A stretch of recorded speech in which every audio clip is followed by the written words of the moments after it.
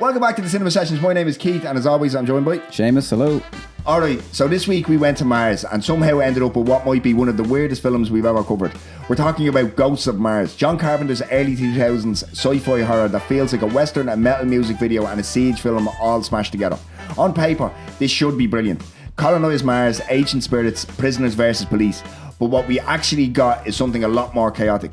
Is this a misunderstood cult classic or just a complete mess? We're going to get into the performances, including Ice Cube basically being Ice Cube on Mars, the tone, which is all over the place, and whether Carpenter still has some magic here or if this is where things started to fall off. And most importantly, is this film secretly entertaining as hell? This is the Cinema Sessions with Keith and Seamus, a Dubliner's Guide to Cinema.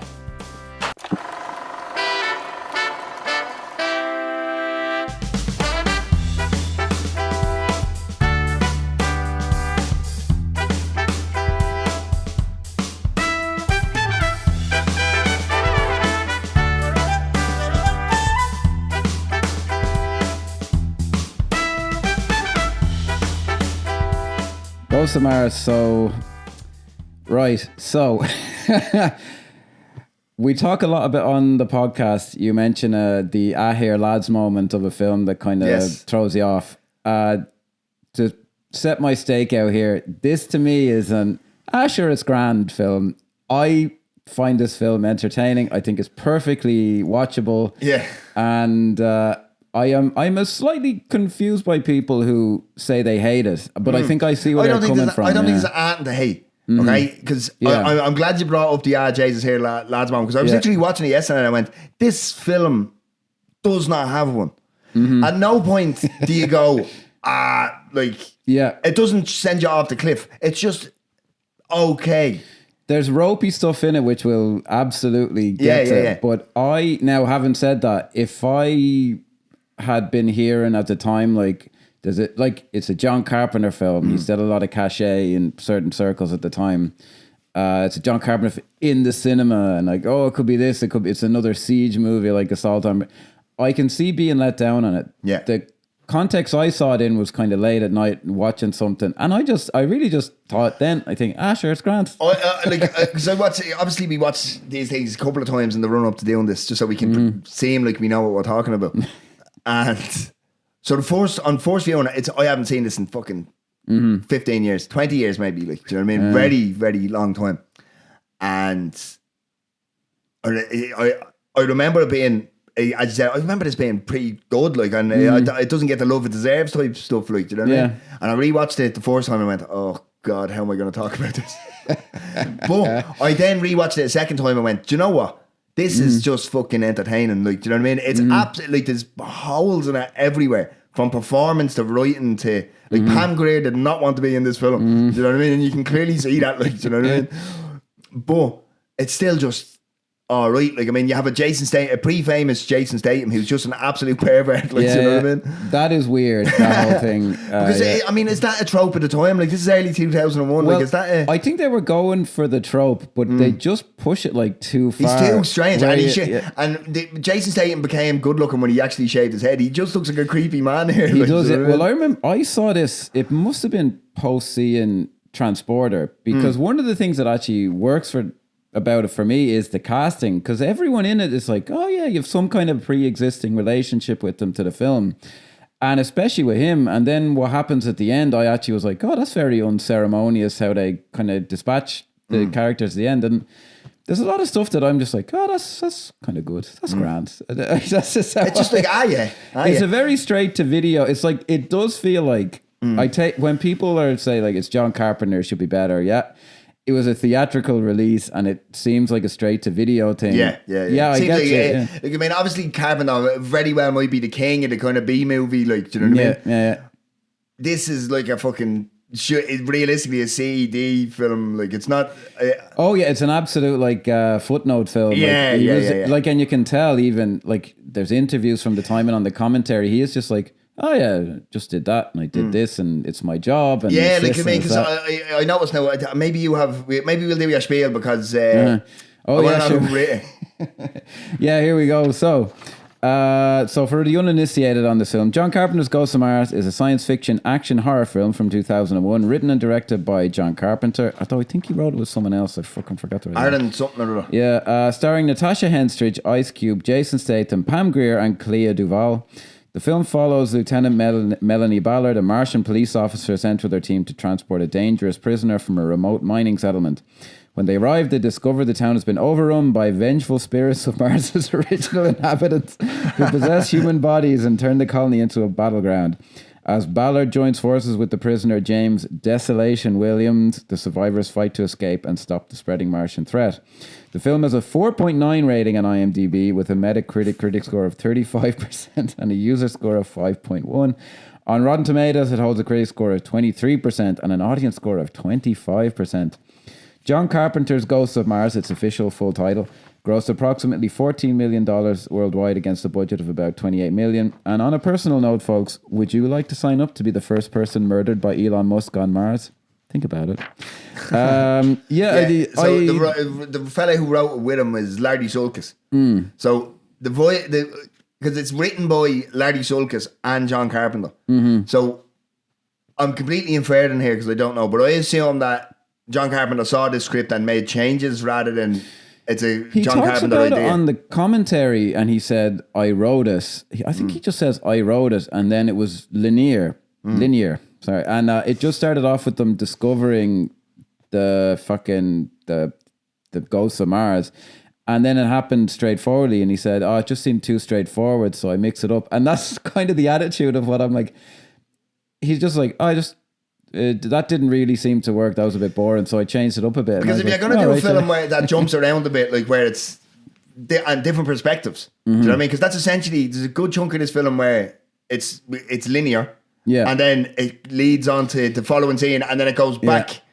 There's one or two moments where you are like, we literally just saw that. It's the same line, and it's the same line over again. It's the same shot, like, do you know what I mean? They're trying to do a Rashomon thing, and I think overall it does have an interest in. It does slightly make the story more interesting to Carpenter's point, but at the same time, there's bits where you're like, they should have done that a bit better. It does come off as a bit low effort, but there's still a decent amount of craft to it and all. And I just like it. I can't really fucking say. Yeah, like I mean, see, that's the thing. Like I mean, we have to try and make this entertaining, like, but it is okay. Yeah, so well, I think because it's not like now. Look, it's not.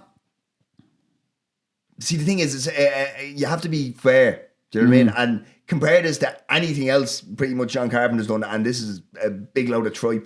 Do you know what I mean? Well, so sorry, one of the reasons I thought to do this was the Red Letter Media guys, who, if you watch, film stuff on YouTube, you're probably familiar with them. They did a ranking of John Carpenter's, and they were very down on this film. And I would find John Carpenter stuff like Village of the Damned, like that, on The Ward. Like, now I've only seen The Ward once, but I've seen Village of the Damned once, and I'm like, that to me is real disappointing, because it did just seem to be like he didn't have any enthusiasm for making it, seemed to me anyway. Whereas with this, he is into his westerns, and he was kind of vibing off of that a bit, but you can still tell it's a little low like effort. I think if you have to look at this through certain lenses in order to, because if you're going in pure Carpenter, I'm hoping to see him at his best, and you're not. But if you look at it through the prism of, okay, like, it's a space western, like, do you know what I mean? There's some really and I think you do have to have an appreciation for film overall to really have any sort of true enjoyment of this film. The reason I say that is because if you're just watching for story or performance, which is what many people, that's all it's weirdos like us that look for deeper meanings and everything, like, do you know what I mean? If you're just watching for pure I don't know, I think this might, I can understand why you might enjoy this film. Because I'm looking at the production design, and I'm looking at the set design and everything, and I'm like, oh my god, A for effort, like, this is fucking deadly. Yeah, I like all that stuff. Yeah, I think but that's the thing. good, but if you're just looking for a story, a good film, like, who cares what it actually looks like? Well, to people who are like, what the fuck? What's weird is if you look at like The Thing, and I know they don't do effects like that anymore, but it still feels like kind of state of the art almost. Like, it's just so technically brilliant. Even at the time, this film seemed like an artifact. Like, you're just like, this came out after the fucking Matrix, like, and you're like, what the fuck? There's something though. Like, there's something about, I don't know whether this is a lighting thing or maybe, because we were speaking actually when we did They Live about how pan and scan doesn't work for a Carpenter film because he uses so much of the frame. Yeah. I think he uses too much of the frame here. Yeah. Because if you look at some of the wider shots of them, like say for instance, standing when they arrive at the place that they need to collect the prisoner, Desolation Williams, and they're standing at the top of the street. And it's the whole down, because I mean, essentially, this film takes place on a fucking 50-meter street. Like, you know what I mean? It doesn't go any further. True, or anything, but, like, you hear flashes of Crises, the main city that's on Mars, but and you see a bit of it towards the end. But it's essentially just one street on this colony on Mars, a mining colony. But if you look at the frame, like, there's so much black. That just doesn't need to be there, like, do you know what I mean? Because it's out, it's so far back. So you have it's actually a pretty interesting shot of like the 5 or 6 Mars police force, the MPF. Yeah. The MPF standing there, right? So you have Pam Grier with the biggest fucking most badass shotgun I've ever seen in my life. Yeah. And she's very, like, I mean, I joked at the start about she does not want to be. Oh, he actually didn't. It was actually pre-recording. But Pam Grier doesn't want to be in this film, like, do you know what I mean? This was just a paycheck to her, I feel. Well, she worked with him before on Escape from LA in an even smaller part, which but this was post Jackie Brown, and I do this remember Jackie Brown came out 4 years before this, like, and so you remember, like, because I mean, you have to look at it this way, like, I mean, I know I can understand a lot of people, especially on our side of the pond, may not have seen a lot of blaxploitation stuff, like other than the big ones like Shaft and stuff. Yeah, but like, I mean, if you look at Coffee and like Foxy Brown, and then obviously Jackie Brown as well. Pam Grier has some chops on her, like, she can act. No, she's great. She's brilliant. Whereas in this, like, do you know what I mean? She's so fucking like, okay, what do I have to say? Okay, yeah. Yeah, it is a bit. What a shame you're not a lesbian. Right, move on. Do you know what I mean? Because obviously she's playing this fucking tough. Well, yeah. Well, you've kind of touched on it there. So the film actually starts off weirdly similarly to The Thing. So it starts The Thing, which I forget it every time. I thought the reason I remembered is John Carpenter, I think, mentions it on the commentary. It starts off with a shot of Earth with the spaceship coming in, presumably crash landing like hundreds of thousands. This starts off with a wide shot of Mars with like voiceover that is explaining like everything. The plot, which seems to me to be tacked on, like it's kind of rushed, yeah. And it sets up. I think it even says like, you know, Mars colonies, 2197, yeah. Society matriarchal, and you're like, that's an odd detail. And it was actually interesting what John Carpenter said he did it. He said, it just seemed interesting, but he said also female action heroes always have to prove themselves, and I wanted to get that out of the way. I was like, that's kind of an interesting reason. They don't do that much with it, but it's there. Yeah. And again, it's like, sure, that's grand. And it starts off, I actually have mixed feelings about Natasha Henstridge in this, because she was, that Species film was very talked to. She was the second one as well. Yeah. She was on South Park. Do you remember this? And they just credited her as the chick from Species. Because it was famous for just like, she's this hot blonde who gets naked in this big sci-fi. Species is a well-made action film. It was very famous for the sexiness in it and all this. She isn't like the most expressive actor, but which I feel like in this, for this role, it needed an expressive actor. If you're sitting in a chair and there's a lot of this film of you explaining something, you need to be expressive. She's not very good in those scenes, but as an action hero, like as someone who does the action, I found her very, very credible. I have to say, it's a bit of a shame she didn't kind of take. It's a disjointed performance, and it's not her fault. It's the issue is that Carpenter's not playing to her strengths. Yeah, by any stretch. Like in 50% of the film, he is. But like, you mean, if you're going for someone who's going to sit there and tell a story as well in other parts, because those things you just kind of go, it's not engaging. Yeah, she does talk in the commentary about like having trouble performing those scenes because she's like, the character's one way, but then when this happens, you know, she's supposed to be after this, and I don't think she ever quite, because even her first line is just like, so do I not get it? It's very flat, like. So essentially, what's happening is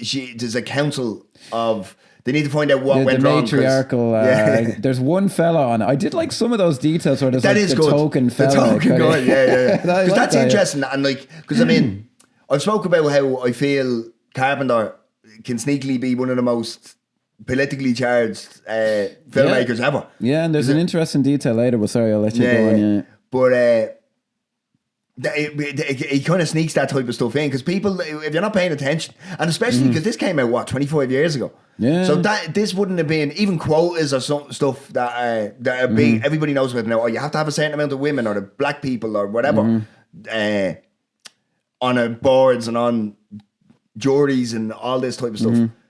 nobody said that 25 years ago. Nobody cared. Yeah, Do you know what I mean? So Carpenter had this wear and foresight and forethought. So this idea that this is just a fucking old kook falling off the wagon like of filmmaking, I don't buy that. Like, because there's still the same. That's why I mentioned at the very start. Is there still that Carpenter magic here? And I think there's flickers of it. There's just enough of it. Yeah, it does become. It doesn't bother me later on, but there does become stuff where I'm like, if I had to defend that, I'd be like, oh, yeah, I can't really stand up for that. But what I like about it is how it is a Western in space, and I love the feel of Mars. Like, if they made this today now, so what I like is they're on this train, which is a very Western thing, and they're on the train, and if you made it nowadays, they'd all be on there. They'd have like some futuristic phones watching something. But in this film, because it's a Western, they're bored out with their fucking skulls on the train, so they're playing cards. And she takes drugs to get through the boredom of being on Mars. And I like that detail of this is boring. Like, it fucking sucks being out here. Like, Mars is a shit. It's a detailed relation, which I suppose it's not. I suppose it is kind of an important plot point that she is essentially a junkie, but. She certainly does not look like she's addicted to anything. Her hair, she doesn't. And the thing is, she doesn't have to look ugly or anything. But like, her hair is perfectly fucking fine. Everything is fine. Like, there's no fucking mascara drain or smudges or anything. Like, you have to show me something that because she's a high functioning addict. Okay. So that's not interesting. Right? I think I kind of mentioned that it's supposed to be like some wonder drug that doesn't have like these massive side effects. See, that's too much of a conceit. Like, yeah. You know what I mean? Yeah, well, apparently on that topic, did you hear Courtney Love was originally like cast in that role, and they put out a story of her ankle got injured, so she had to drop out. But apparently that's a bit of a cover for some serious personal issues she was having. And on the commentary, your one Natasha Henstridge does it with John Carpenter, and he kind of goes, "Oh yeah, she got injured," and he goes like, "Yeah, something like that." And you can tell like there's a tone in his voice of like, "Yeah, I'm not going to say, but that's complete bullshit." Yeah. There's obviously some issues that would have been interesting, but I just think for the action stuff, Natasha Henstridge, she's tall and she's. I think Courtney Love, but like, I mean, I'm not going to sit here and say, "Oh, she could have been amazing." Like, I'm not sure I've seen her in much else other than cameo stuff. Yeah, I think she put, but maybe it's just because I think Natasha Henstridge is so bad in the talking scenes that maybe she would have brought a bit more animation to those scenes. Yeah, she was. The only thing I think that I've seen her in is The People versus Larry Flint, which is a very different kind of a thing. Like the action stuff, this type of stuff. wonder. But like, I mean, you could understand like the films like this. They don't call for it, but you can accept someone who's not an actor whatsoever being shoved into these roles. Like, do you know what I mean? Yeah. It's like I'm trying to rattle off the top of my head, but as usual, you can't when you're on the spot. Like, but there's been many roles like in films of this ilk where they're just shooting up, certain types of films, and there's just some guy who's a football player or something who's just shoved in there. Like, do you know what I mean? And it could, I like, mean, Brian what's his Bosworth, name? Jesse Ventura in The Predator. Jesse like, Ventura, do you know what I mean? yeah. Do you know what I mean? Those type of actors where you're like, how the fuck does he get into that? But it's just like, it's the fame. It's the physical presence, and she does have that. I find Natasha Henstridge. And another thing that I do like about, I mentioned about the casting. Now, Jason Statham wasn't that known at the time. But he was just a few years off fucking high diving for bleeding the Olympics. He did Lock, Stock, and then I think Snatch was before this, actually. Snatch was like 2000, I want to say, 2000, and then 98 or 99 so, was Lock, Stock. I knew him definitely from Snatch, and I think I might have seen Transporter before I saw this, but maybe not. But I knew him well enough. So you're like, oh, there's that guy. And he's given just enough that he doesn't feel wasted. Pam He's Grier, just a bit creepy. Yeah, it's a bit too on It's too much, yeah. It's not charming, it is just like, he's just like, oh my god, that's the weirdo looking in the mirror. Well, this guy, again, he might rape you. Like, that's the that is the vibe. Yeah. Absolutely, don't fall asleep at a party around this guy. Like, yeah, you know big time. Yeah. No, they just, I know what they were going for. They did not pull it off. Yeah, because the whole point is, it's like the 50 Shades of Grey thing. If it was a bleeding trucker, you wouldn't find him sexy. Yeah. Whereas Jason Statham is playing the trucker, he's not playing Christian Grey in this. Big time, yeah. And then you've Pam Grier, who's great. Clea Duvall, who I knew from, I think, The Faculty, and I'd seen her in some other stuff. And again, she's. I was wondering where it's The Faculty. I was like, hey, where do I know this woman from? She's very young in this. She must be. This was post The Faculty, and I knew her from something else around the time. And this guy who's playing Descanso. Yeah, so He's in it for fucking 20 minutes and hasn't got a word to say. I know he was Natasha Henstridge's boyfriend at the time. So when she recorded the commentary an extra body, like. Yeah, no, well, he was working on it and he recommended her when Courtney Love dropped out. Was the story anyway. And she was pregnant with his kid when they were recording the commentary track. But the funny thing is, I remember a guy telling me that because he got my mate Terry would get all the DVDs imported from Amazon.com like 25 years ago.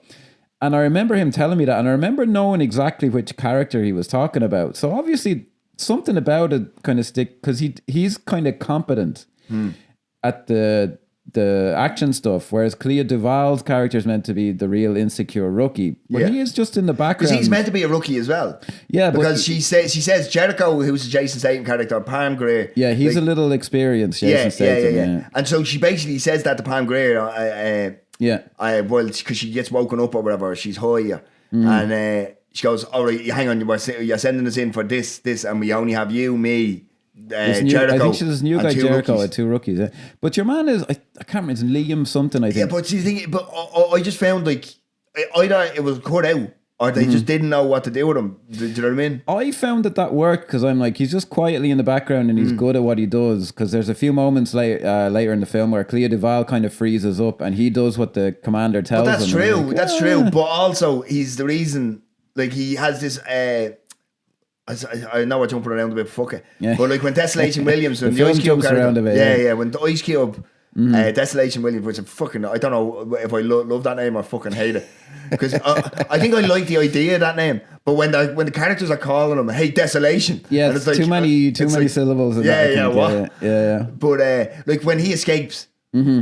And you see his incompetence because all of a sudden he's standing outside and he's like, hang on, you got your shotgun? Yeah, he was too quick. Do you know what I mean? Like, fair play, yeah. But I do like, just to bring it back to then you have your man Peter Jason, who's a Carpenter regular. He's the driver of the train. The train driver, yeah. And he even has this like assistant guy who's given a little moment where he's like, oh, I've got you your coffee to Peter Jason. Just how you like it. And he goes to like, do you want some? And I'm like, he just is given something to do. He's not just there doing nothing. I'm like, I kind of, that's what I mean when I say it's good. Like, it's grand. I don't think I'm as forgiving because I think the assistant guy on the train and then obviously the Descanso character, I just feel like they're just... I think that they're to have something to do, to have a big set piece kill at the end of it. Yeah. Towards the end. That's why I think that that's what I like. I think they set him up just enough that you're like, that's calibrated just fine for me. Yeah. That again, I can kind of see. Well, they do this, but they don't like the matriarchal thing. I'm just like, oh, that's kind of interesting. I think it's easy. I think I can see why someone would read that and go, hang on, why is he forcing this down my throat? Like, well, I can see people going, you don't do enough with it, and I'm like, yeah, but it's there, and he didn't have to do it. I don't feel like he had to do that much with it. So I appreciate that it's there and touched on. Whereas some people might be like, I wanted more, and I'd be well, I wanted better action in the film as well. But we're all just gonna have to live with it. It's something very stock or something about the action because I mean, it quickly once they get off the train, it's very quickly like. I actually like this is what I think he does well, John Carpenter. And it is, I didn't really notice till this rewatch, although maybe I did 20, but like it's a very long build up to any action. And I think he's good at that. I think the next bit of it works. He's very good at building that, what's the word? The suspense. Yeah, the kind of dread of like there's something up. Yeah, and although I think it's probably brittle in this, because I just don't think the script is as strong. Like for me, this is very first drafty. Do you know what I mean? Well, I can see someone who still has the thing ringing in their ears going what the fuck is this? Whereas whatever context I saw it in, I was just like... So that suspense that he's aiming for, that he's done so well in the thing, it's here, but it's very shaky. It's on very brittle, shaky ground. Yeah, I must have heard this was pure shite or something, so when I watched it... But every time I've rewatched it, I just that's when I went back in, like I was saying, touching on there, when I went back in to view this, having not seen it in donkey's years, all I'd heard in recent memory is like, oh, it's crap, it's his worst, he fell off here, like, do you know what I mean? It's the reason why it's the second last film and all this, like, and I remember watching it going, oh god, they're all right, do you know what I mean? But then rewatching it again and going, do you know what? No, because it's amazing what, especially in the world of social media and everything. It can be so easy. Like, that's why I try and stay away from any sort of reviews or anything to do with a film that I'm about to go see. Because all of a sudden, if someone says, "Oh no, that was crap," I can go in going, this is crap.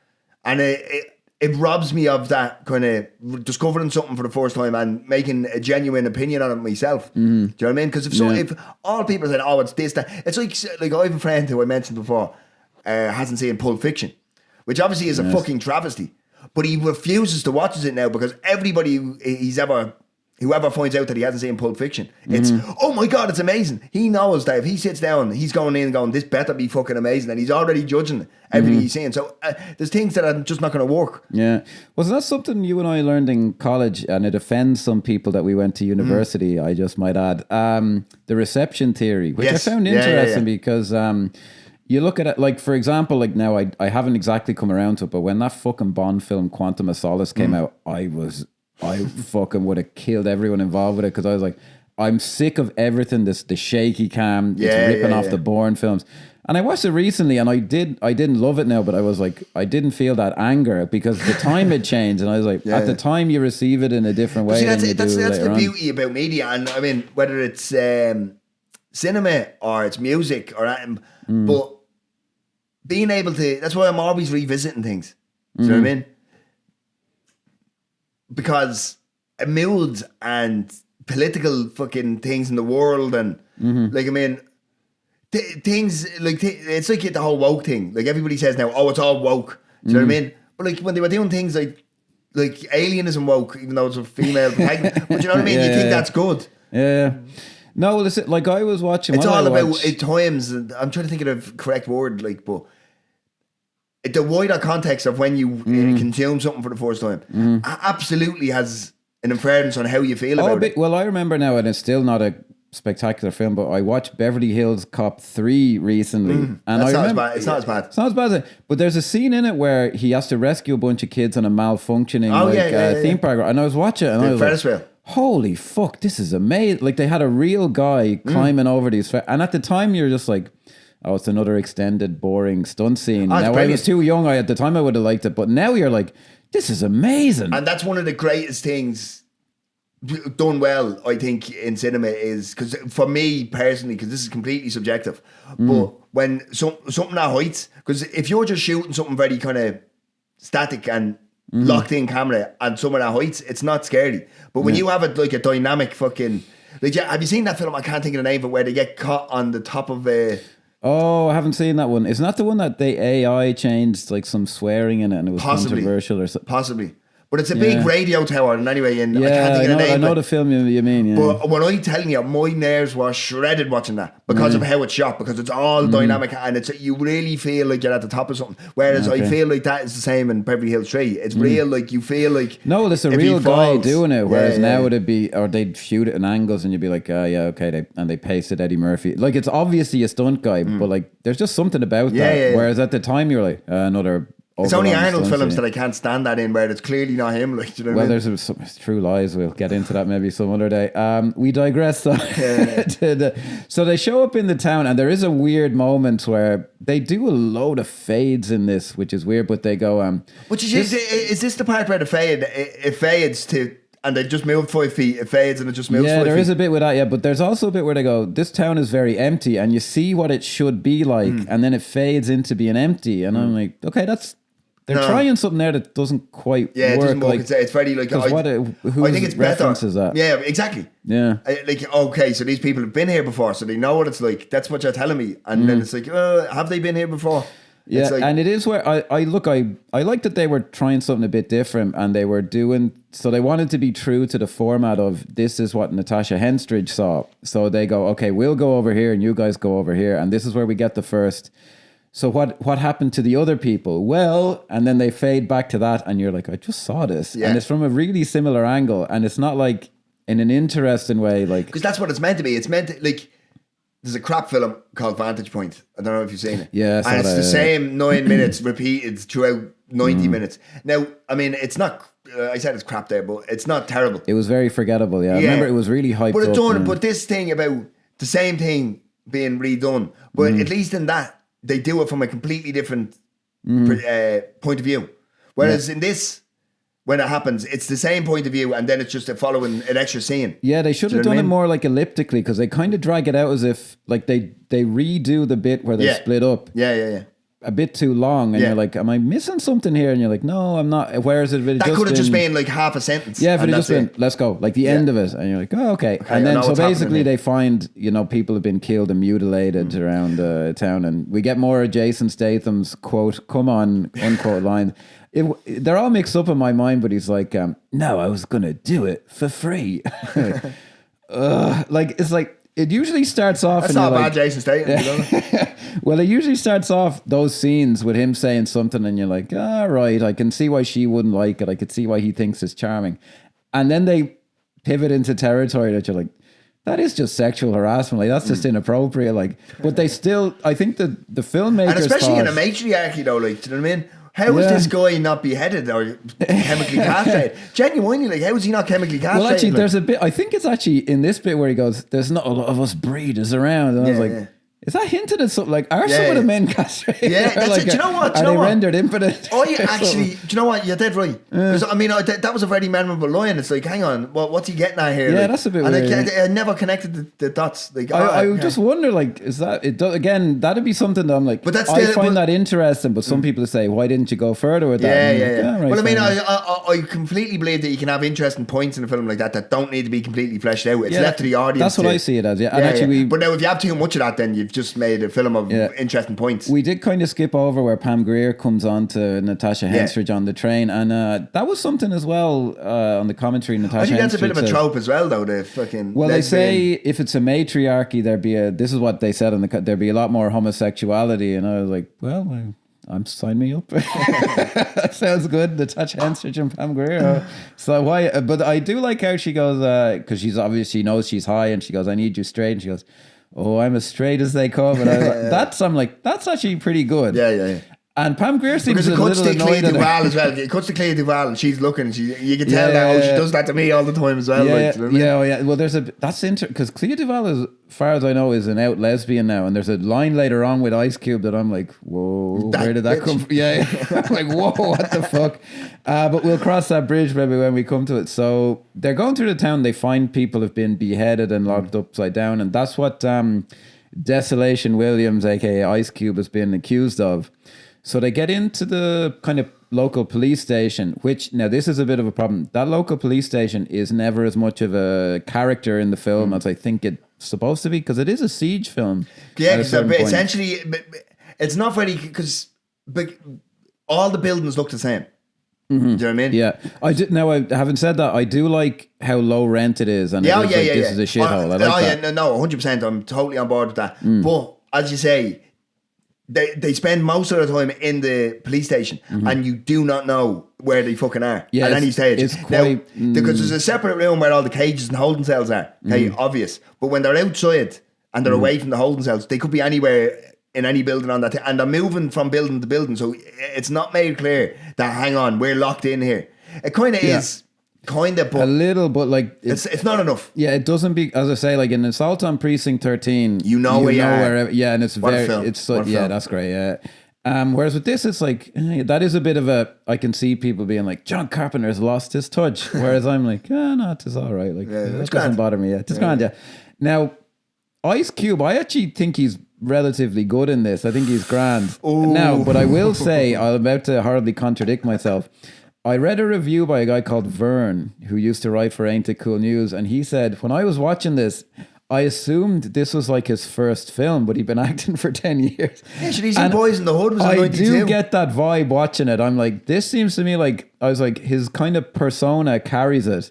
But he comes off as inexperienced, and he actually and he is a good actor. Oh yeah, like, I think even at the time he was good. Yeah, like I think if you look at his work previous to this, like the obvious one is Boys in the Hood. Yeah, he's Doughboy is fan. Now he had a great director in John Singleton directing him. That's a great film. It's brilliant. Yeah, like, you know what I mean. And I think here it's kind of the vibe you kind of get is John Carpenter went, just do you. Yeah, do you know what I mean? Well, he's doing like the kind of... He's mean mugging the camera, and he's doing it all. He's a bit too much, yeah. I have to very quickly do a quick digress. I remember when we were younger, we didn't understand the world at large, and a guy told me there's a 15s, there's an 18s, and there's a 21s certificate, and 21s that are really bad films. And I said, well, what film would be 21? He goes, Boys in the Hood, absolutely. I've seen that. and it's so violent. And he said there's a sex scene and you see it go in and everything. And I was like, what? And then See we what were go in, Seamus? his penis into a vagina, I suppose. And then we were in the video store and it was 15s, and I was like, you fucking liar. And he was like, he was genuinely like, he couldn't believe it wasn't like 21s, which didn't even fucking exist. Thank God.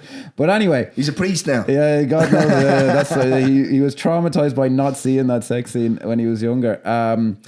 But he does come across as he's not quite sure what to do. But I kind of find the performance in a weird way kind of charming, which is a strange word to use for it because it's not that kind of a character. But I just kind of like... I just think he's not given enough to do because, as we said, I think people don't give like the kind of, because there was a big glut of children's films from around this time, around the early 2000s, like The Pacifier with Vin Diesel and the Babysitter where he did Are We There Yet? Yes, he did. And Are We Done Yet? I think and I think he's fantastic in them. Jeez, I think that really. Now I would yeah. have saw them just around in that kind of sweet spot between. I was still watching kind of more children's stuff, but I was coming into the teenagers. Okay. So when I went to see this in the cinema, I loved Are We There Yet? And he's fucking, and even revisiting it with my own son. Really? Lately, he's brilliant in it. He's great. He's so good at that kind of Jim Carrey style. He's not as rubber faced as Jim Carrey, obviously, but that kind of style of madman. Well, there's some stuff in this because they actually say in this he's very interested in comedy, and he became what I know him most from is the Jump Street films, and he is fucking brilliant in those. Fantastic. Like, he is amazing in those, and he's just playing like he is playing a trope of a character like the angry black, but he's so funny. But he's fantastic at it. You can see bits in this, like there's a bit where he's pulling the same faces. He is, yeah. he's a little actually funny enough trouble with some of the action stuff. Like he didn't like. There's a bit here where they introduce to him and he's telling them why he's innocent, and he's like, oh, I was just stopping in. There's a bit where he's like cocking the shotgun and he does this kind of like face where he's like, and you're like, all right, yeah. Yeah, but even that's the one thing, because you can tell that. Obviously, there's plenty of extras that we'll get to, like obviously the other people in the cell, of Mars. And the ghosts, yeah. But everything seems like everybody's alone in each scene. Do you know what I mean? Yeah. And I think you're kind of hamstrung by the fact that everybody's either dead or possessed or whatever. Mm-hmm. So they are all alone. But like for instance, nothing. It's hard to. I find it really difficult to put words onto what I'm trying to say here. But like that shot. I feel like that shot is too wide. Where he's cocking the gun, because you can see all on the left side of him, it's just a blank wall, and then you see the doorway like with the film shadows. Feels kind of empty. And, okay, like, I get you. Because we talk about like I bring it up again, but how John Carpenter fills the frame, but because he's making a isolationist siege movie western, he hasn't got anything to fill it with. But he still has the camera set where he would normally. Interesting. Yeah. Do you get me? There's a few multi-character scenes. We think we kind of skipped one where they show up in the prison and they go into the cell and we're introduced to which are. I find this interesting. Again, there's like 3 or 4 people in the cell. One of them's Joanna Cassidy from Blade Runner, which again you're like, oh, I recognize her. There's another, I think her name is Wanda de Jesus, who's just a really striking looking woman. And she, again, just the fact that she's so interesting to look at, she's very sexy. You know? I'm like, oh, that's interesting. And then there's 2 other guys. One of them doesn't say a word at all. And I saw him recently in a Clint Eastwood film, Pale Rider. He's kind of a big role in that. He doesn't even say a word in this, and he gets possessed later on. And then there's another guy who does just randomly get killed. But there's 2 people in there that you're like, oh yeah, I remember them, and I kind of, they're interesting, and so there's nice kind of, but that is one or 2 scenes where you're like, introducing the doctor here as well, who's very important because somebody has to tell us what the fuck is going on. Yes, she has some idea what's going on, and she's not great. She's a little uncommitted, but now I might be completely showing me whatever here, but I have no. Who is she? She was Zora, I think, in Blade Runner. She's the one who runs through the glass and gets shot. She's the kind of exotic dancer with the snake in Blade Runner. Yeah. Now I recognise her because I didn't know her other than that. Yeah, I've seen her in pretty flat in this other stuff. Yeah, she's okay. There's 1 or 2 moments where you're like, oh, okay, even like, obviously, like, I suppose we are kind of jumping around, but again, like, it is a bit of a chaotic film. But like, so obviously, essentially, she explains what's going on. Okay. That's later on. Well, I like initially Pam Greer's like, oh, what the fuck? And she goes, we heard there was a disturbance up where you came from. And she goes, yeah, something like that. And I'm like, yeah, I can kind of buy that she's like, what am I going to stop and tell you there's ghosts on Mars? Like, you're not going to fucking listen to me. So there is that kind of slow build, but she is the one later on who reveals, what happened. And I'm on Carpenter's side. I'm like, if they just started off with that, it'd be really boring and kind of straightforward. So you kind of take your poison, I suppose, on that one. And then this is where they go back outside and Pam Grier. They go back outside, and they find the guy in the he's in like a fucking moon. The Range Rover kind of a thing. Yeah, and he's trapped in, and she tries kind of half-heartedly to get him out. But this is really fucking. No, this happens after that. So yeah, Pam Grier is shooting, and then she hears someone off in the distance and goes running after him. Yeah, I do have to say as well, I knew from moment one, because the Matrix is all like leather and it looks really cool. All the leather stuff they're wearing in this, there's just something about it that I'm like, that doesn't sit. It's just copy because they're a police force. Yeah, the costume design she does in look this cool. is Pam not Grier very does good. look cool in the Neo jacket, the leather Neo jacket. Yeah, but I have to say she the does other look leather cool. that they're out, like the costume design in this, because we'll get to the possessed Martians later. Good gravy. Yes, it's a bit lacking now. Some of that. I'll get to maybe some of that later. So this is where I think we get our first flashback to something that literally happened like 30 seconds ago, where she runs off and then Jason Statham follows her, and we get to see, because Natasha Henstridge has to tell us, well, I didn't see it, but this is what Jason Statham told me. So yeah, she's able to say the thing that really pisses me off here, and I think it's really just bad, clunky filmmaking, is and bad writing. Is obviously Natasha Henstridge is looking at the guy in the Range Rover, let's call it, and he's saying, you see him mouthing the words, and somehow she was able to capture exactly what he said. And so he dies by suicide. She says commit suicide, which always sticks out to me. I hate that. I hate when people say that. Like, I hate it. But so he dies by suicide.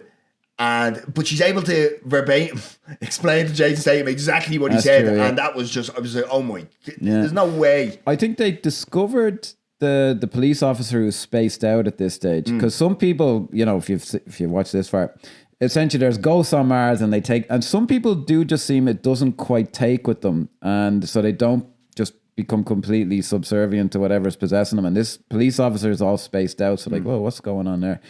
But she goes back then to the police station after that, and this is where Ice Cube is somehow. I actually kind of liked that he's just escaped. She let you because your one was too Clea Duvall was too compassionate. She wanted to feed him or something. Yeah. She goes, "Oh, you unshackled him." And he walks in, and we'll risk demonetization. But he walks in, he's like, "Let me go, I'll cut this dyke bitch head off." You're like, "Whoa, holy fuck!" Like, and he said it like as he should. That's the character. He says it with very strong conviction, and you're like. Almost a little too well. Was that written in the script? Like, or call me or crazy. Did that come natural?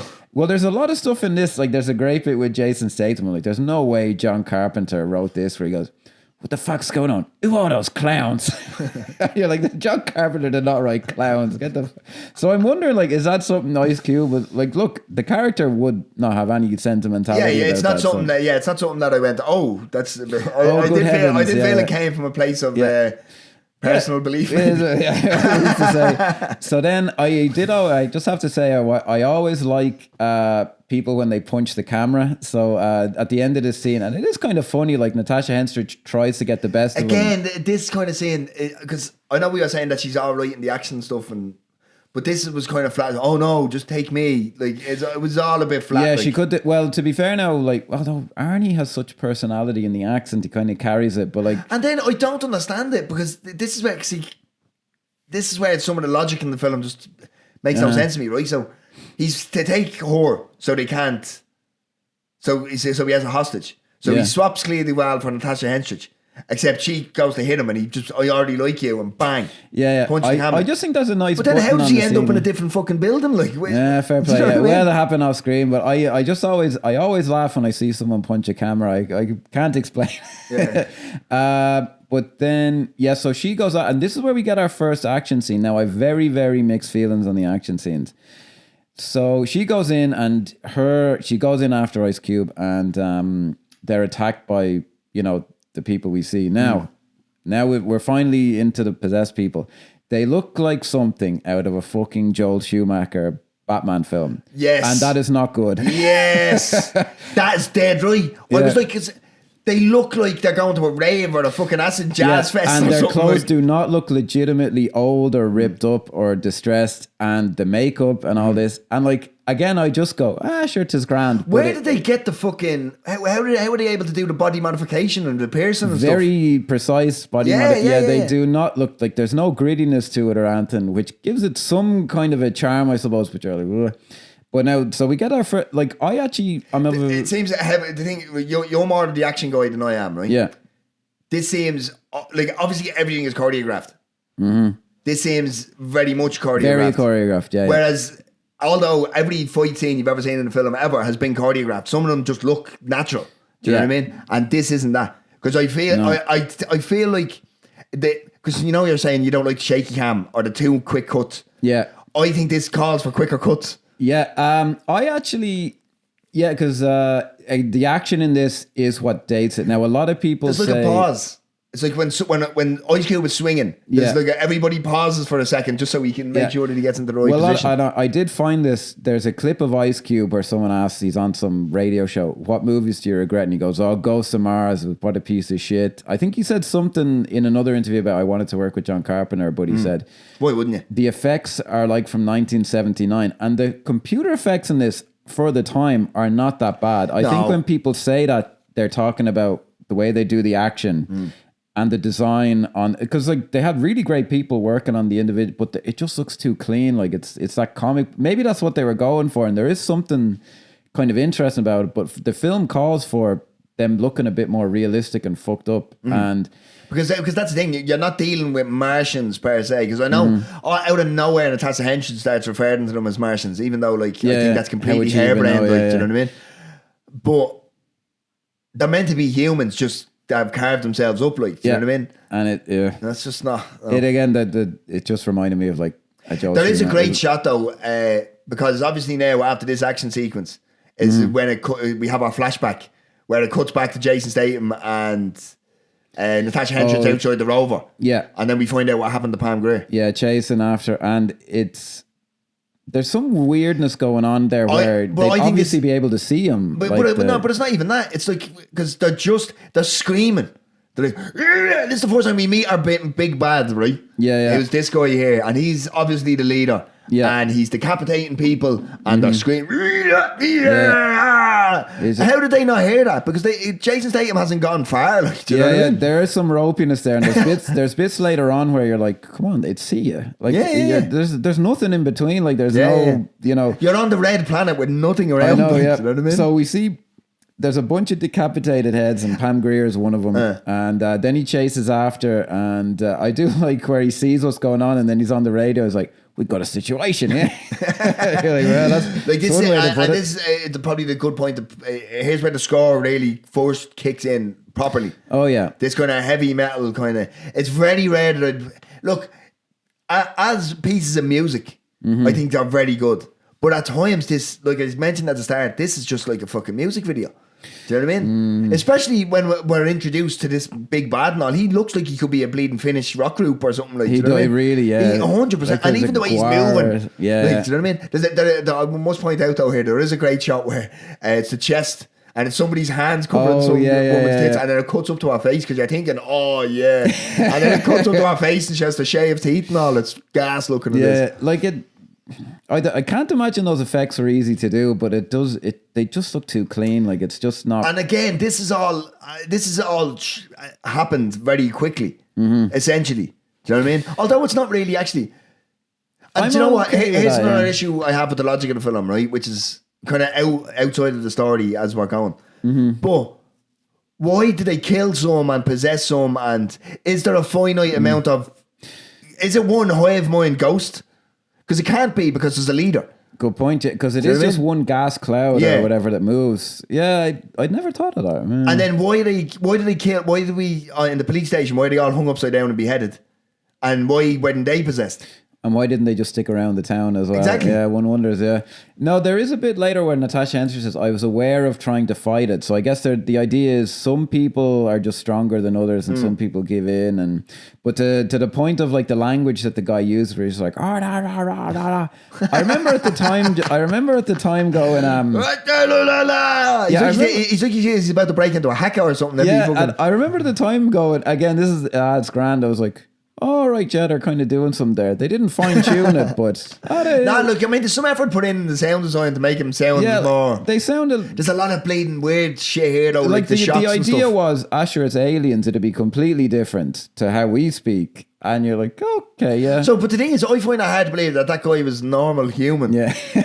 2 days ago. Who was he before? Yeah. He was the fucking secretary in the police station. He's like wearing face paint. They should have maybe made it clear like who these people kind of were. Yeah. Because I mean, it's just because I'm reminded of a film that I brought up before, but it's the Owen Wilson one where he's in like Bali or Indonesia and there's a queue, and Pierce Brosnan's in it. And yeah. That wasn't November, man. That was another one. No, it's something else. I find it very good. It has its issues, but the point I'm making is they follow this core group of people in the queue, which does not work in the context of that film. It should be random and there shouldn't be a leader. Whereas it works better here that there's a leader, but we don't know who it is and why he's motivated. Do you know what I mean? They kind of point at it. Well, they just don't want anybody. Yeah, they're just evil arseholes. Yeah, they don't want anybody to... Yeah, and they could have done more. This is post-Starship Troopers, so there's room for this. Like, Natasha, well, it's our planet now, and I was like, man, Starship Troopers, they did a lot more with the... Yeah. Are we the Mitchell and Webb, like, are we the baddies? With the gas thing... Yeah, but, like, it's the gas thing is, like, in modernity, like, in 2026, that type of shit's very fucking relevant with the immigration issues globally. Yeah. And, like, it's... Because this is the big fear. That the immigrants will turn around and say, well, it's our country now, like, do you know what I mean? That's the fear that all these right wingers are telling people they are legit of. Like, he is quite political and there's some interesting stuff we'll get to later, but like, I just take it as like, you can't say anything other than, well, obviously they're the ghosts are horrible bad guys. Like, there's no point to them at all. Whereas in Starship Troopers, like, sure, they're just insects. Like, what the fuck? Like, but again, when you're watching that film, you're just like, but like it's later on when you I'd argue Starship Troopers, but we probably shouldn't bring that up because it's a hell of a lot better than this. It's so much better. When Doogie Howser walks in the SS uniform, I remember even at the time when I was like 14, I was like, hang on a minute, what? What are they getting at here? They were getting at something, you know. Whereas with this, it is like a Western, and these are the Indians, essentially, is how you'd say it. And like, look, obviously there's an issue with how that whole thing went down. So they finally discovered him, and then he meets the three guys. Jason Which isn't Statham. made clear until after again, because it cuts back to Natasha Henstridge, so we're back up to linear. We're back up to the most recent thing. And so they're talking, and then there's a bang at the door, and all of a sudden there's three guys with him. He's out there. That's where there was no need for that flashback again. Yeah, we just see how he meets them, and I do. To be fair, now when you're watching it, you kind of take. This is the point where you see they can clearly see him run into that building. Like, it's so obvious. Yeah, and I was like, come on, like there's actually. And then there's a part in it where the guy that's inside, one of the guys that's inside, looks out and thinks, "Oh no, they didn't see him." Yeah, what are they fucking blind? There's a bit later on where you're like, "This is." But I wouldn't even mind that one of them stops outside and looks in the window. I remember at the time just taking as, they know they're in there, but they don't care, because there's no way they couldn't have not fucking seen them, you know, jeez. Then it turns out, and I did kind of like how those guys turn out to be there to get Desolation Williams, Ice Cube out. I like it's not clever or anything, but I like how they're so stupid, they let themselves be trapped in the fucking cell. Like, oh God, there's somebody comedic about it. Oh no! I know, yeah. And the big guy who's like Ice Cube's brother, he's pretty good. Like, he's kind of memorable, and the fucking, you could maybe say again, it's a bit of a stereotype, the Latino guy who's a complete fucking lunatic. This bleeding. And then isn't the other guy Native American or something? Yeah. Because obviously, they have to. I think this is a fucking rehatch, because they have to go, oh, hang on, where did the bleeding detonators come from? Because that's essentially all that's happening here. Oh, yeah. That's all that's happening here. Like, jeez, we'll get to it when they use them detonators, yeah. But so, Yeah, so that's essentially all that's happening when it cuts back to Jason Statham. Because, I mean, he could have easily just seen them on the way back and he's running. And he's like, come on to the police station. It is overcomplicated, yeah. But to be fair now, when you watch it, it doesn't strike you as he was stupid to bring them back because it's set up as they just like... see him like... Yeah, people, like you just... In that situation, you just take them at their word. Like, but that is the scene where he goes, what's going on? What the fuck are those clowns? Like, that was him. It said, who are those guys? And he changed it. There's no fucking way. So then from there, they decide, okay, we're all band together and we're going to go really stupidly for the train. There are some idiot plot moments in this. Yeah, they said they'd be back at 10 and they take them fucking very I do like that. I do like that though, that this is like 2197 and they have to go up 50 miles to be able to turn around because there's no way to do it. Yeah, because it's a fucking train. Instead of it like being the future and it just rises and turns like or something like. I know, yeah, it's very old fashioned, yeah. But again, in the context of the film, I think it works. You don't question stuff. Yeah, like no, I think that's good. But the only thing that gets annoying here is because obviously, like, there is scenes where obviously they. Oh no, we're the bad guys. We're here for all that shit. Because I don't think ultimately it needs to be spoken about too much. Essentially, they fall into line. Yeah. That's about it. There is a funny thing about the Latino guy, and he's trying to show off in front of the woman. Yeah. And he chops his finger off. Well, I remember watching that for the first time, and I'm like, this is so obvious what's going to happen. The joke is going to be that he doesn't cut his finger off or something, right? Because it's so clearly set up. But what is kind of funny is like when he does it, Ice Cube just starts laughing. Yeah. He's like, way to go, dumbass. But he is actually funny, like the way he says it. Yeah, but there's a couple of this now. I'll bring this up again. But there is a couple of lines where he's given the hero shot, Ice Cube, and it's either poorly written. It's definitely poorly written, but the lines that he's given to do aren't fucking good. Yeah, the compared to like that is something where it does fall down, like compared to his other films. Yeah, because like, he's given. You can see that he's given the hero shot. Like it's just on him. It's a mid shot right in, and it's just him. Yeah, it's missing. Like we talked on They Live. Like there's some great lines like where he's like, "Where are they from?" And he goes, "Well, they ain't from Cleveland." Like, there you go. There's your line. Yeah. Whereas there's nothing really like that in this. But then we get our first big action scene. This is killed. But see, the thing is, what annoyed me about the logic of the film. Right? It's because they leave the police station where they're safe for now.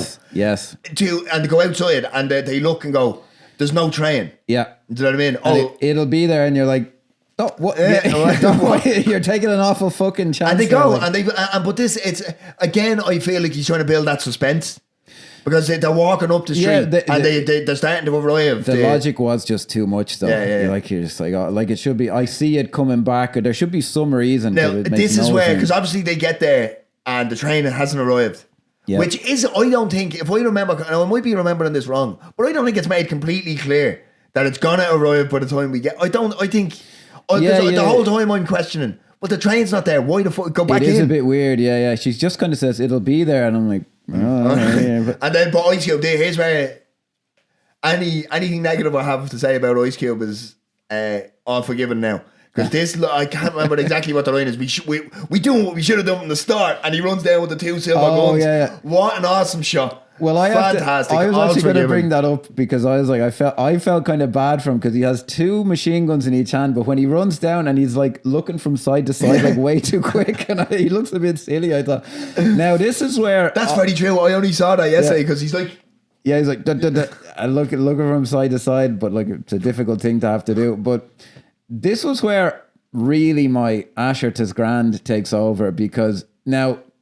In Command, I think actually Carpenter was quoted as saying, I was making something like Commando was meant to be kind of campy fun. Commando, now I don't particularly love the action scene in Commando because it is just him firing a gun. Yeah. But there's bits in that where it's a guy obviously on some kind of spring-loaded thing that's throwing them into the air. But it's way more visceral in Commando, as ridiculous as in this. They throw those detonators. There's like a plume of smoke. And then someone who looks like they're from Cirque du Soleil, like just jumps, does like somersaults through the air, and you're just like, "What? Come on, man! Like for fuck's sake!" Yeah, see, because it's always in slow motion, which fucks it up. And it's this is where the score kicks in, and some yeah, Carpenter wrote it, and then Anthrax performed it.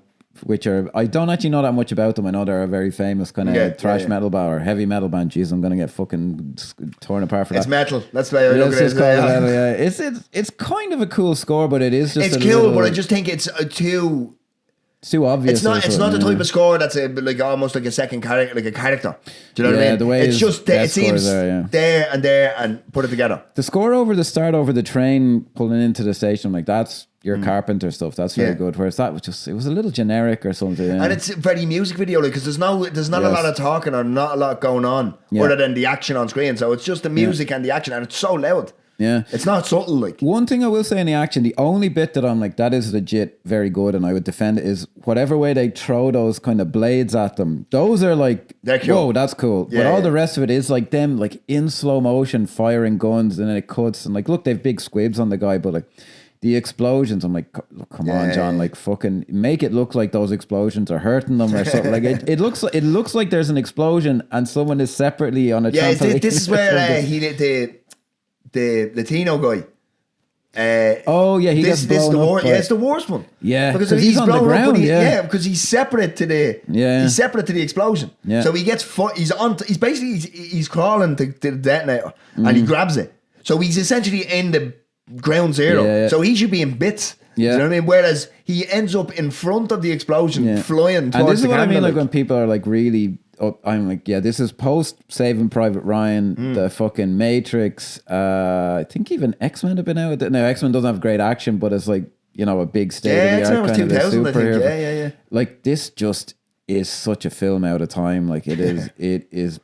I think it's because you do have John Carpenter as a very old school director. I know this is 25 years ago, so he was a hell of a lot younger than he is now, but he strikes me, he's definitely transitioned into that fucking cantankerous old man, like, do you know what I mean? Time, yeah. So I think that there's definitely elements of that in his personality, even 25 years ago. What's interesting about him is like he is someone who is just, like she says, Natasha, but you don't believe in ghosts. He's like, no, but they're good for films. Like that is the be all and end all of it. He's weirdly curious about acting, because even on all his commentaries, when someone says, oh, you know, you try and be in the moment, he goes, what does that mean? When you say that, what does that mean? And you can tell he's genuinely like, explain it to me. I'd like to know. But he was talking on this, like, oh, I wanted to get to the baseball game, you know, this. I do like how some of the hand-to-hand stuff, now the angles aren't very good, but they're done, I actually kind of liked that they're in long takes. And I'm like, oh, that's kind of but you can tell at the same time, it was like, oh, that's grand, moving on.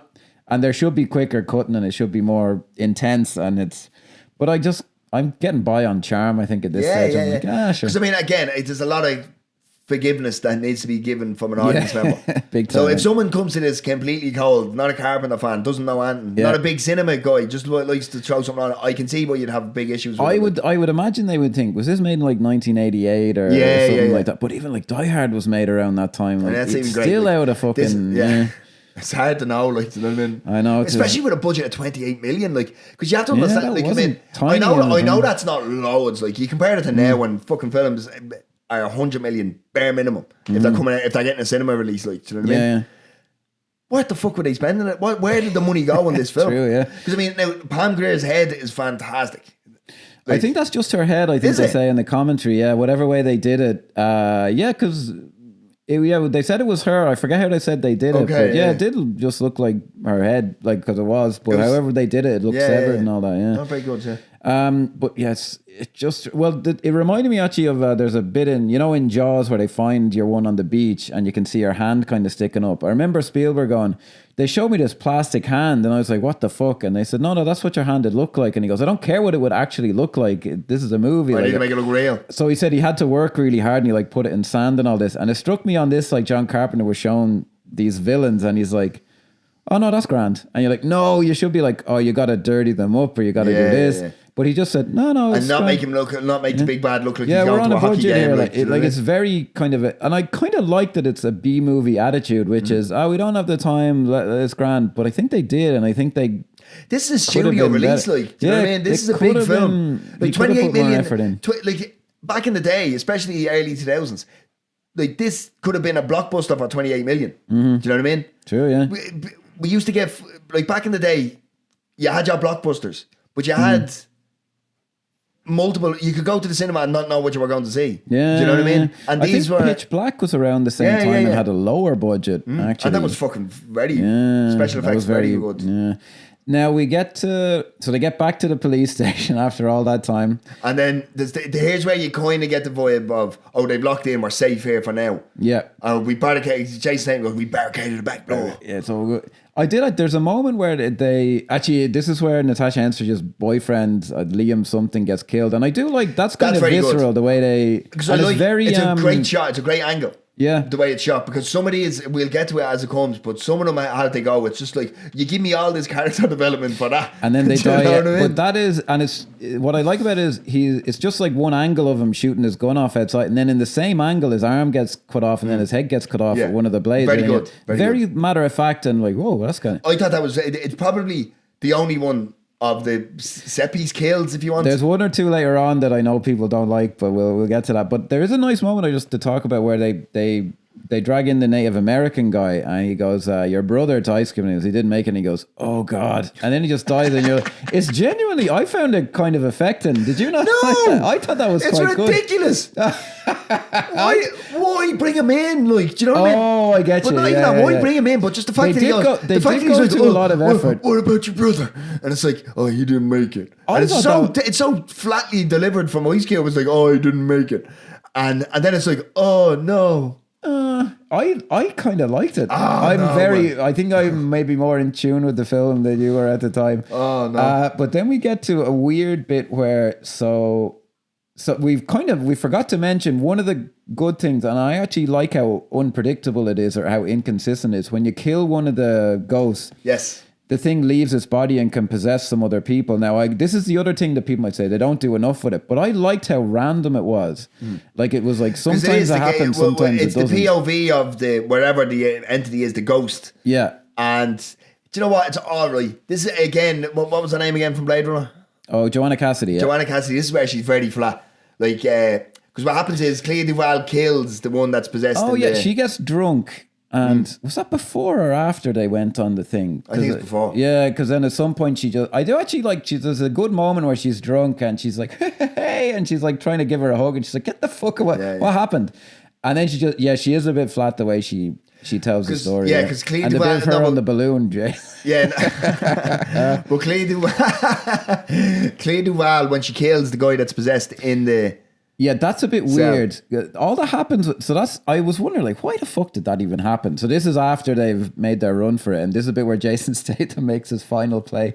Now, okay, a lot of people got annoyed at this. I remember at the time just being like, oh, they're just doing a thing where her character is like, I am going to die, why not get a shag in? I did not see it as like, she's attracted to him. I just saw it as like, yeah, fuck it. Any port in a storm. I had no problem with the fact she went from, and I didn't lose any respect for her character or anything like that. I found that kind of weird. Women can't do that. That's a complete. That's a fucking joke. Clip that. That's a joke. No, that's it. I didn't get the vibe that she. I just thought it was a bit. Yeah, because you fought him so well. You fought him so much, and then you're just giving in. Like I took it as. Like the gender reversal thing. I was like, a fella just be like, oh yeah, go on. That's just what I took it as. She's like a macho person, and I had no big problem with it because I'm not taking the film very seriously. And I rewatched it going like, why did they have that happen? Because Clea Duvall, in a complete character change, just executes the guy who's possessed in the cell. But so that made not sense, but I meant, okay, that's all right. Yeah, it didn't bother me, because she's standing there staring at him, so she's obviously been affected by everything that's going on, and she's just like, what the why are you keeping this guy alive? It didn't bother me, but I did kind of go like, just story-wise, why would you choose to have that happen? But this is where it's, for me, Joanna Cassidy, because the thing comes out as a point of view, it's out here. It's this, that, and and it's like, oh my God. And it's straight into Natasha Henstridge, which now... Yeah, it's just like, run! Like, you'd be out of there immediately. I know, you'd be freaking the fuck out. You'd be like, get out, Clea, get out. Now, this is a bit where, this is what I was kind of alluding to earlier. So, Natasha Henstridge is possessed. She still had, Ice Cube stole her stash. So they bring her outside, which was very... very good, nice risk of them to take. They bring her outside and they spend some time as well. It's not like just throw her out, she's dead, she's gone. Jason Statham gives her one of the pills and he says, this will fuck with whatever's in there. And Natasha Henstridge on the commentary track says, so this is kind of odd, like this is kind of a positive message, like, you know, drugs kind of save the day. And John Carpenter goes, yeah, well, life isn't really that simple. And I just thought, obviously there's the bad, but then, and I was like, oh wow, he didn't just do it mindlessly. He was like, I'm like, sometimes maybe it can be fucking amazing. So like he did say, I just like weed. That's all he's into. Yeah, but like, I mean, again, not to paint like kids don't do drugs, but like I've seen in real life, I've heard stories of people getting out of their face, collapsing somewhere, and not being in a room where something really bad happens because they're passed out somewhere. It's a certain situation. Like in the logic of the film, I'm like, that makes sense. Yeah. You can see that, yeah. That's where we get the flashback to what they were. Now, those are really ropey CGI effects of the old Iron. But it kind of makes sense because this is where, okay, right, so there's a leader. So he's the leader as our because he looks... They and that's are separate entities, to your point, yeah. Yeah, because it looks similar. It's ropey looking, but whatever being it was back whenever the vision is from, he looks like the human, the main guy now looks like the human version of whatever that thing was like. Do you know what I mean? Yeah. No, there was some kind of like, again, it was minimal, but it was grand. And then she... just coughs it up. Yeah, she coughs it up, and then there's a bit of shoe leather for her getting back into the place and all this, but she gets back in. Yeah, she's not just banging the fucking door. Why does she have to jump over the wall? Yeah, I found that a bit weird, because she has to attack a guy. A guy attacks her, and then she has to beat him up, and I was like, just kind of overcomplicated. But I suppose when you're writing it, you're like, oh, we can't make it that easy. I was like, no, just make it that easy. Yeah. So then they finally make a proper run for it, because the train arrives. No, sorry, there's a reason that they have to get out of there. What precipitates them leaving? Something happens that they have to get out of there. Did they not just breach the door? They get a battering ram. Yeah, I think, that's it. Yeah, they just show up at the Oak. And I thought that was a bit of a conceit. Like, it's like Cleveland's just looking at the camera and go, oh no, they've got a battering ram. All of a sudden, yeah. Now, I think this action scene of them pouring in and the guys like lining up, I think that's a pretty decent action scene. When they're going down the hall and it's like it's clear. Yeah, and it's like, I think that's good. Very effective. Yeah, I thought very effective. That is, now maybe not the only thing is though, if you look at I should have brought this up already at the first one, but the whole thing here is that when you kill one, it possesses something else, right? Everybody would be possessed at this stage. Yeah, that's it, yeah. Do you know what I mean? Well, that's what I mean that's where the logic of the film just doesn't work at times. That's true, they'd all be possessed. They're killing too many of them, and there's too little of them for them not to be possessed. Yeah. And it's not explained where those spirits are going if they're not repossessing something. It has to be inconsistent, or the film would just be over. Fine, there's moments where it works how random it is, and then there's moments where you're like you say, when is that? And it only kind of happens occasionally. Like I think they do even have them doing it, but they don't go into anyone and all this. So then they hop in the Range Rover thing, that's what we're calling them for some reason. They go up to the train. There's a really great shot where they get on the train and the camera just stays in the train as it's pulling away. Yes, I thought that was brilliant. That was a great shot. Yeah. Real sense of like the location. Yeah. That's Carpenter. That's real Carpenter. That is like genuine. Like, oh, there we go. There's flashes of the. Now there is a major logic problem where there is a shot of them all like as the train's pulling away, and there's just shots of the Martians going like, and then later on you're like, oh, they do know they can just jump on the train, right? Because they do it later on. They just don't do it there because it's inconvenient. Yeah. But then they're pulling away and they have to make the decision to go back. Now, this is fucking ridiculous to me. Yeah.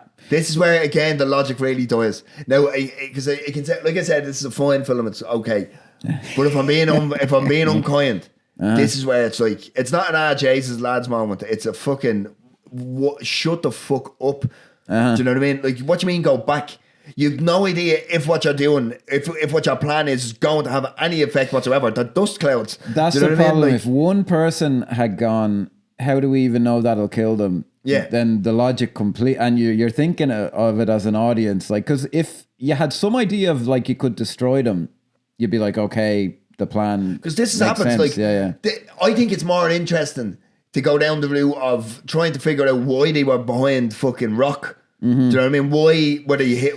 What was here? That'd be the standard thing to do. Yeah. What was here that trapped them where they were trapped? Yeah. They didn't do that themselves. Like, or you'd see something random happen in the film and you go, oh, that seemed to kill one of them, but they never go there. So they go back to set off this nuclear explosion. And it makes even fucking what Jason Statham says, because they say that because she goes, what would happen if we blew up X? To Joanna Cassidy's character, and she goes, oh, you'd need to undo the fuel rods and expose the core, and then you'd have a small atomic bomb. Perfect sense. I got that, brilliant. Grand, But then she turns around and says, can you get us in there Jericho, Jason Statham's character, and he goes, I'll try. Like, not yes, not 100% I'll do this. It's maybe. Yeah, you know what I mean? They're awful. Yeah, I would have been a lot more. This is where the film truly to starts to fall apart. Like, you know what I mean? So, and I always remembered how Peter Jason, who's the guy in the train, like she goes, it's an order. It's like, I don't care. I'm not going back there. And I was like, I see this man's point, and I'm very on his side. Yeah, like the male revolution that would have came from this guy just saying, "Shut the fuck up, bitch. We're not going back." We'll get caned if we don't mention. There's a bit earlier on where Ice Cube goes to her. Yeah, we're the same, you and me. You just got the woman backing up your bullshit. Like, oh, good grief! Is it an alternate history for the whole, or is Mars separate to Earth to this matriarchal? Who knows? I wouldn't imagine so, because how would they got there? Yeah, it'd have to be the patriarchy that builds the rockets. Like, you know what I mean? We did skip. true. We did skip over one bit, and I thought Ice Cube. There's a scene with him and Natasha Henstridge after the initial thing, and there's a bit where he's quite good, where she goes, she's a little overplaying it, I thought, and he actually kind of finds a good note, because he goes, yeah, you did all right out there, and she goes, blah, blah. Doesn't that bother you? And he there's a great moment where he's kind of looking off, he goes, nothing bothers me, and he says it really flat and very convincingly, and you're like, he was good in that scene. He found like a nice balance, but the rest of it, it's a little. They're trying to build. See, one thing that I do think it's to good effect, not great effect, but they're trying to build a relationship between Desolation and Natasha Henstridge's character, but a non-sexual one. Do you know what I mean? And it works to an effect, the good effect. Yeah, I think it's okay. It's passable, I'd say. Yeah, like it doesn't seem out of nowhere like the bit at the end, but we'll get to that. So they go back into town, and the plan seems to be they'll be dropped off at this power station. The train will go away to distract them, and so they're inside doing it. And again, on an empty planet, Natasha Henstridge just stands outside looking at them, doesn't even hide behind a fucking thing. And then we're meant to be surprised when the guy just turns around and sees her. And she's staring, and he turns out, and she goes like, oh shit, they've seen us. Like, of course they fucking saw you, you fucking idiot. You're standing there in the open. Jesus. But this is a bit then where I actually kind of like this. So they've spent a lot and he's very influenced by Howard Hawks, John Carpenter, and he mentions him on the commentary. So he builds up this kind of ensemble, and then at the end, I actually kind of like how unceremoniously everyone's killed off. Clea Duvall gets her head cut off. Now it's a bit silly. I felt terrible for Clea Duvall, because she does the hard thing of dodging the three of them, and then just gets hit with a stray. And then Jason Statham, who you're watching this going, I know him from other movies, and he's had he just gets overwhelmed like with no fanfare, and he's just killed. But very quickly as well, because if he runs out of bullets that quick, then surely everybody else, in the logic, we're thinking about it, they should all run out at around the same time. Yeah. Do you know what I mean? Fair point. But he runs out very quick and just starts swinging the fucking gun. Like, I know, do you know what I mean? Like no one's saying it's state of the art, the filmmaking, but I was like, I kind of like how it's just, the thing was thrown, she got killed. The way they killed the train driver, Peter J, that was cool looking. That was really cool, because they were real. They did squibs on him, but it looks like he's getting hit by the yokes. That was cool. And the way they killed the other guy, where it hits his jaw, that's all good stuff.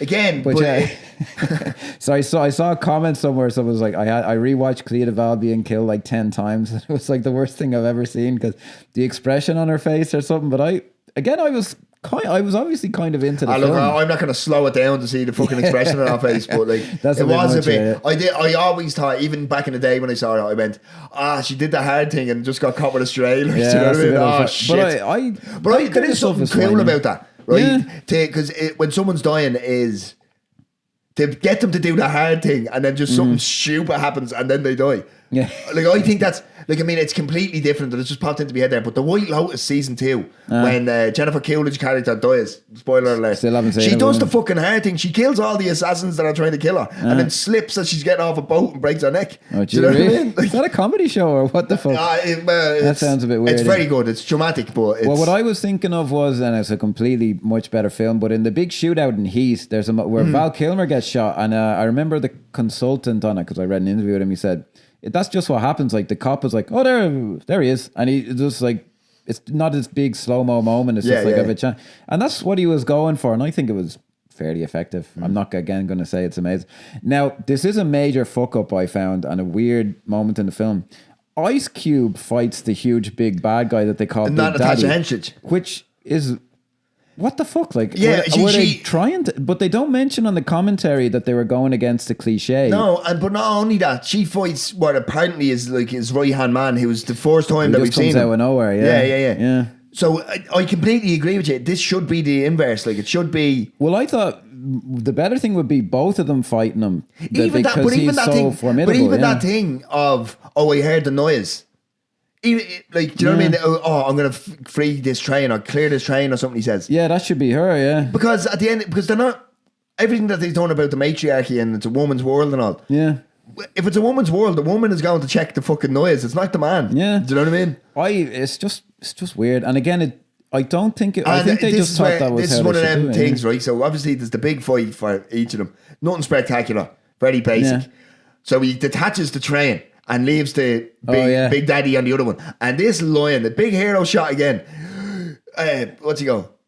That's what you get, you big motherfucker. Yeah. It's like, what the fuck? Yeah. That was meant to be that. Do you know what Hot Fuzz when they're constantly joking about saying the perfect line? Yeah.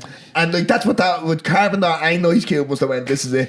Do you know what I mean? And it's just. This is one for the ages, no. It's just. That was their I'll be back. That was their fucking. And it was, yo, that's what you get, you big motherfucker.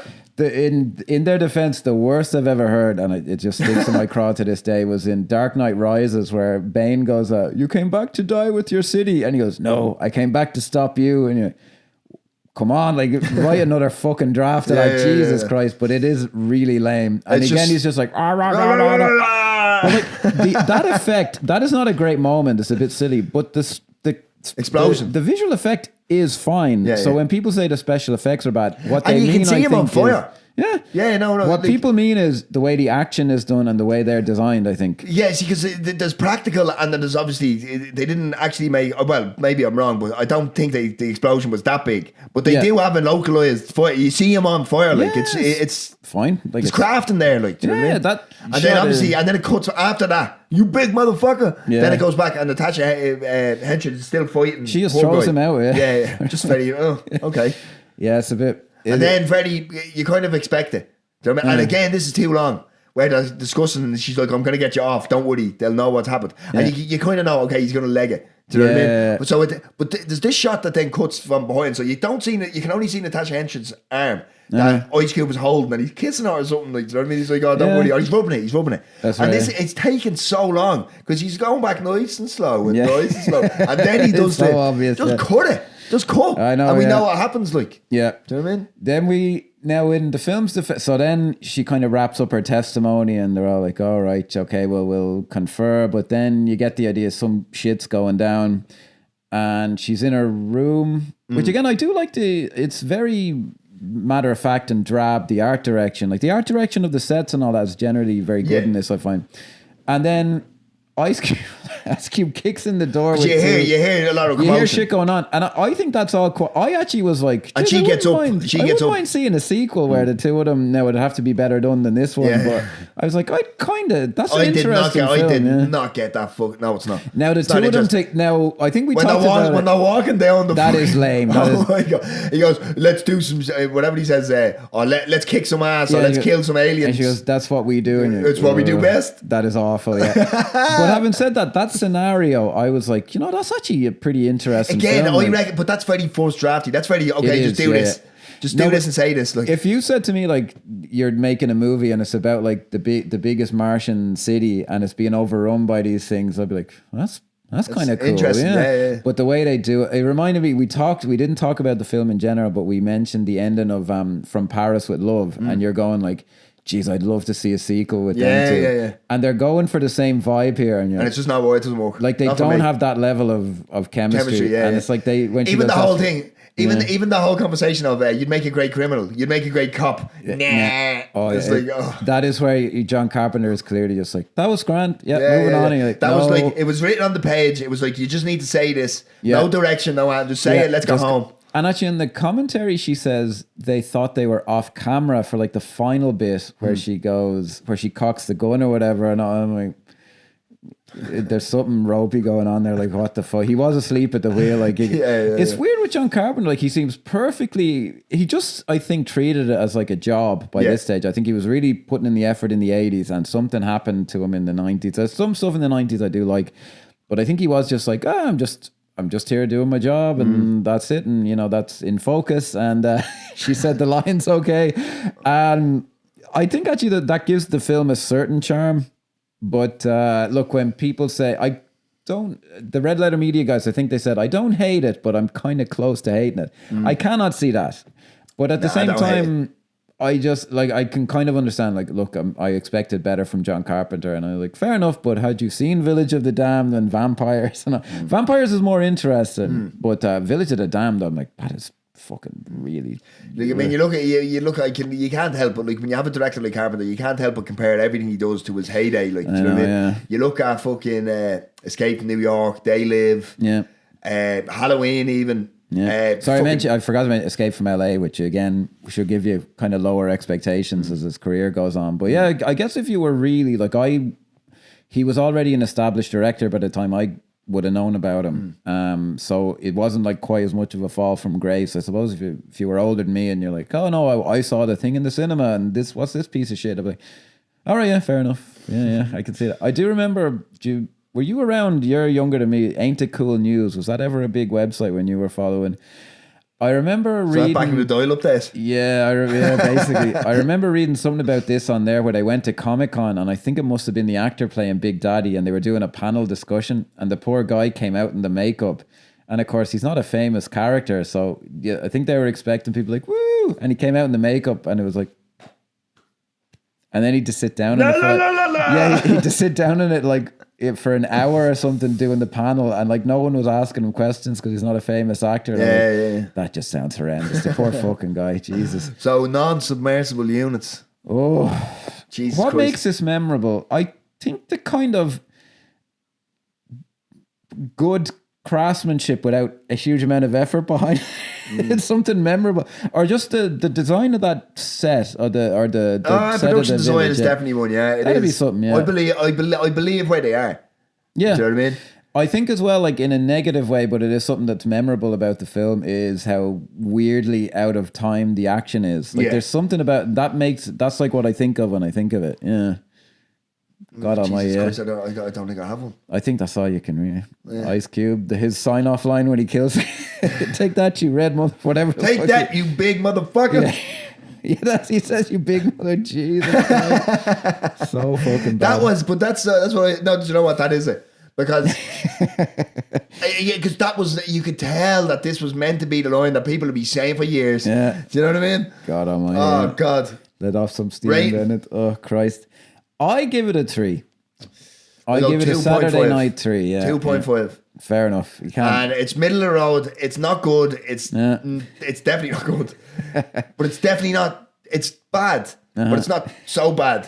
I find when people say it's trying to be campy and it's not, I'm like, I find it is campy. Yeah, I find it campy, and it's kind of look at it. It's clunky. There's the logic in it can be a real issue. But you definitely put this on, and you can, if you turn off your brain, you can enjoy it for 90 minutes. Well, it's not a 90-minute wonder. Yeah, it's kind of an atmospheric siege movie with a bit of action, and I like all those genres. And I just kind of get carried by on the charm of it and good vibes, I guess. I don't know. I would never say it's a masterpiece, but I can't see anyone being angry at the film. Yeah, I just think from as it is, but again, we're about to crash into World War III, and you're worried about ghosts of Mars. True, yeah. Okay, we'll be all on Mars now soon enough. We'll all be ghosts. Yeah. Soon enough. Right. On that bombshell, we bid you adieu for another week. Thank and subscribe. Thank you, guys. All that good stuff. YouTube, TikTok, Instagram especially, because Instagram, Jesus Christ, I'm heartbroken trying to get bleeding followers on that. Please, guys. Well, anyway, right, cheers. Thanks very much. We'll see you again next week. Good music.